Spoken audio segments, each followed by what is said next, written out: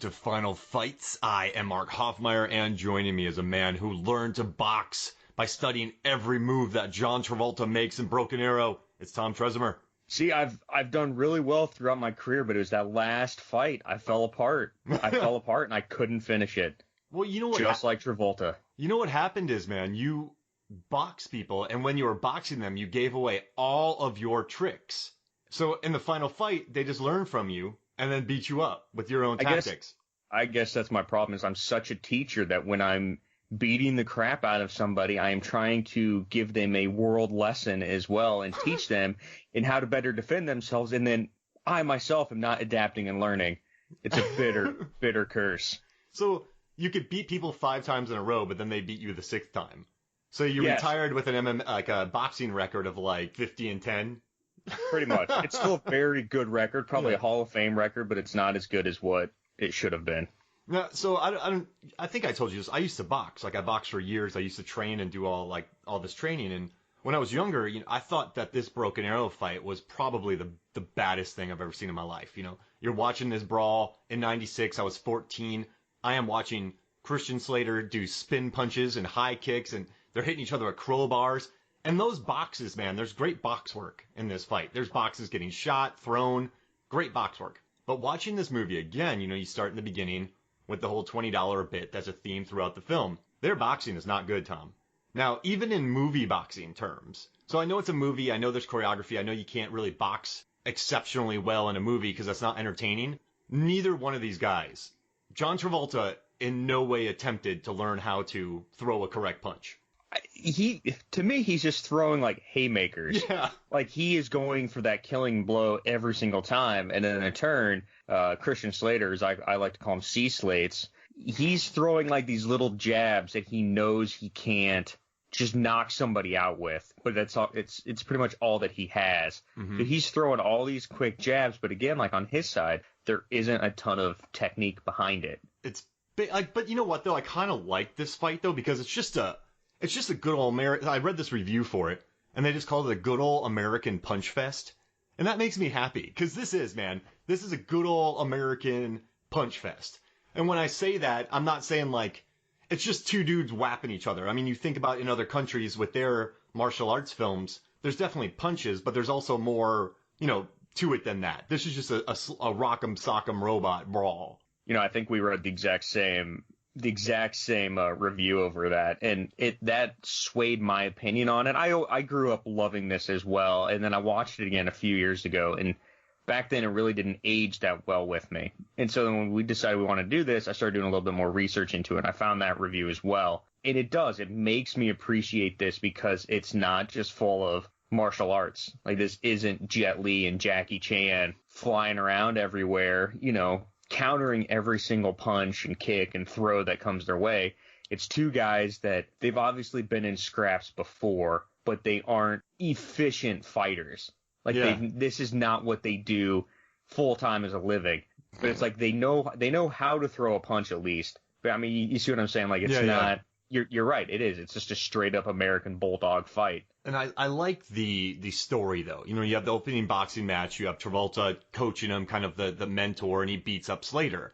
And so when this final fight happens, I mean, it's just so much hubris on the side of Deakins, on Vic Deakins against Riley Hale in this final fight. He's talking like, you're insane, ain't it cool? And he has his little fists up, and then he's pressing his finger up against the guy's skull, and he's like, and, it feels like this. He's talking about concussions, and he's just sort of running, like, bleeding is good. We'll see if we can make you bleed more.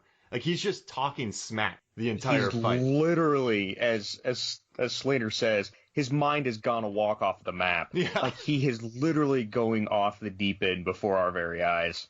And Travolta's fully embracing it. And I like that. All right, so I guess we should get to this final fight. So basically what happens is Travolta and is Deakins, Slater's Hale, they're on a flight. They crash this massive, like, $2 billion airplane that has a nuclear missile on it. John Travolta's going to sell it to the highest bidder because he makes no money in the military. He says some generals are idiots, so he just wants to make money. And then this movie is basically about John Travolta trying to take a nuke into Denver and sell it. and Christian Slater's Riley Hale and Terry Carmichael, played by Samantha Mathis, are trying to stop it. And it all comes to head on a train fight, a good old-fashioned train fight, which I'm always down for a train fight, from Russia with Love, any of those. And I think it features, though, one of my favorite kills. So Howie Long plays a guy named Kelly. He's a former football player, beast of a football player. You know, they didn't want him in the full movie, Tom, but they liked him so much they kept him around. I think it must have been the scene where he's faking his death in the helicopter with the mic on. Oh yeah. Radiation, sir. But he's green stamp it. We're keeping him. He's a big physical presence in this, though. I mean, he's just a big dude. I do love a scene, though, the scene where John Travolta tells Howie Long, he's like, find Hale, find Christian Slater. And Howie Long just kind of does like a little side look. I'm like, what?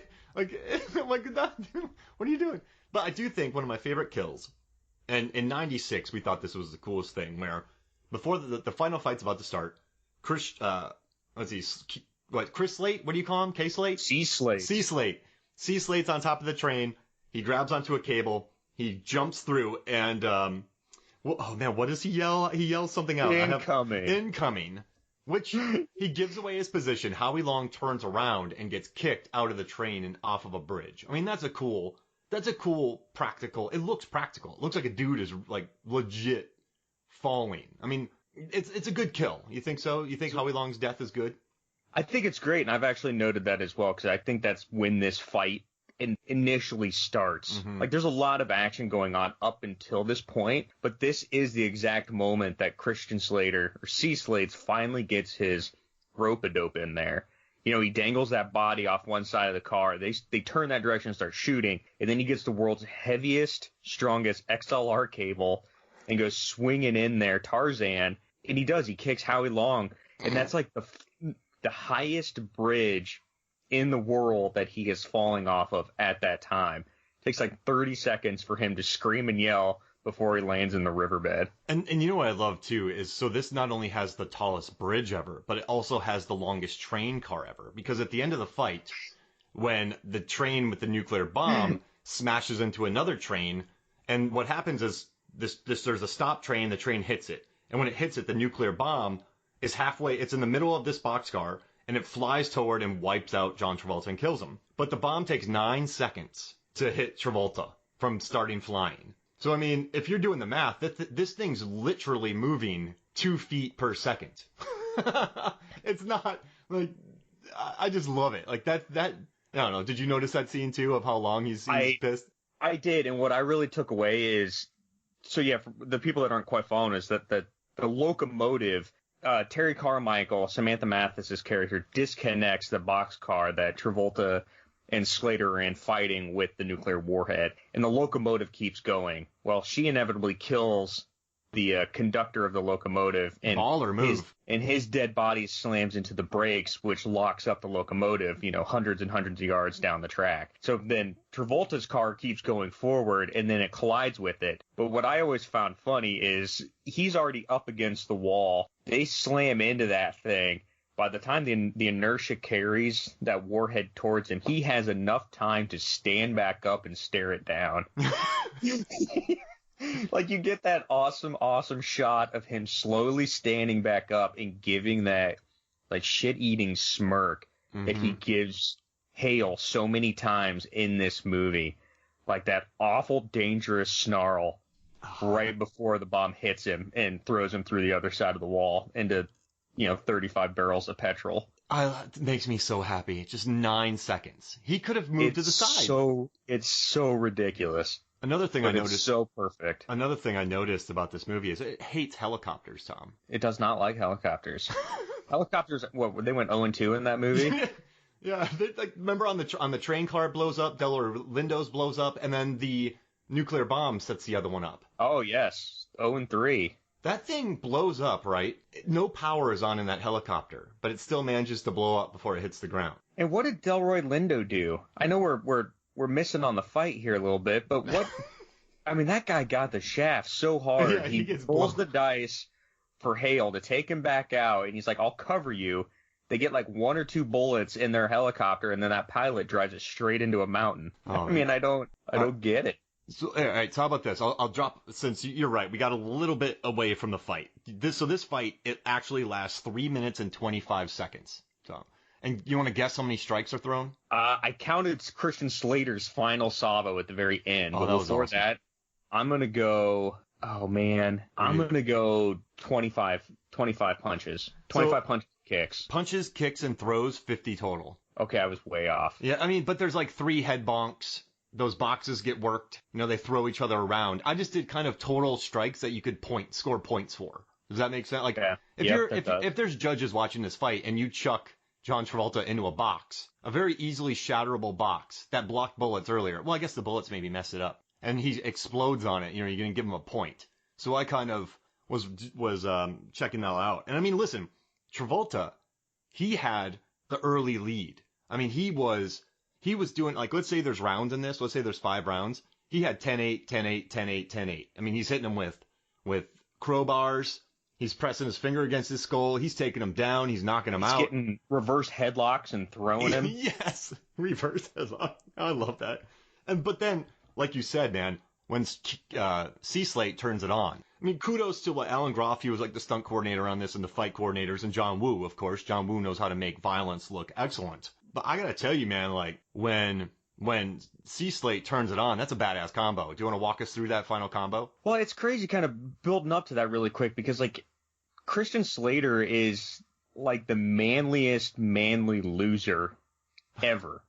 It's like, for whatever reason, he's been built up to be this total wuss that Travolta thinks that he always is. He can't win in a fight. Apparently, he's not a great co-pilot, even though he's piloting a B-2 bomber carrying nuclear warheads over the desert area. Yeah. So it's like this guy, like, there's no reason for anyone to truly believe that he is this big of a wuss. But yet Travolta's gotten so into his head, so screwed up in his dome, that he thinks that he can't beat him in a fight. But yet constantly throughout the movie, you see him just throttling everybody else that is not named Deakins. Mm-hmm. I mean, so it's like they finally get to this fight. Yeah, I'm sorry, go ahead. Oh, I was gonna say, he's like his Baba Yaga. Like, he's like He's his Baba Yaga. You know what I mean? Like the what do you, like, the ancient deity you can't defeat. Does that make, like, he's his kryptonite? It does. Yeah. So they're at the very end where Travolta's coming down with that crowbar, trying to do like the finishing move where he's trying to like take the tip of the crowbar and jam it in his neck, and then Hale like reverses it, and he does some weird phantom kick, punch to the gut or head that's kind of hard to tell what it is. And then he comes up with the crowbar in the right hand, and he's getting ready to punch him. And he gets this sense that somehow Deakins is finally on the rope. Like, Deakins is all bloodied up on the nose and the mouth. And you get this moment where they go, oh, this is it. This is the make or break time. And Slater does the most badass thing imaginable at that moment. Instead of hitting him with the crowbar, he says, F's it. He drops the crowbar, and he just goes straight back into the fisticuffs. Oh, I love it. And so he lands. Go ahead. Oh, no, go for it. Yeah, break it down. He lands, from what I counted, 18 consecutive punches and kicks before he sends Deakins into the wall. That makes me so happy. And the final salvo, man, when he does the punch, and then he does a high kick. He's like, how's that feel? Like, where did these high kicks come from? Right? And, like, there's another final fight that you and I are going to talk about in The Last Boy Scout where there's a random kick, too. Like, I love random kicks in movies. It's like, where do these kicks come from? He high kicks him. How's that feel? And then, dude, the spin punch. That's badass. Yeah, the epic spin punch, and then he does like an elbow, and then like one of those swing up to the face. So it's like he elbows him in the gut, and then he swings his hand up to the face and knocks him in the nose. And then kicks him right in the gut. That kick, though. It's the like, final kick? No, not the final kick. The final kick is okay. And then there's also, so I think Hale lands 3 kicks. The first kick, he's on all fours, and he kicks up on his right foot, kicks up with the right leg, and he kicks Travolta like out of the boxcar. Like, that's a legit good kick, but that spin kick you're talking about, it's like Slater it's like he didn't stretch before that kick. Yeah, it's a very very odd kick with his leg bent, and he's swinging an interesting direction, but I mean, he gets the job done. Yeah, it's At that point, you got to do what you got to do.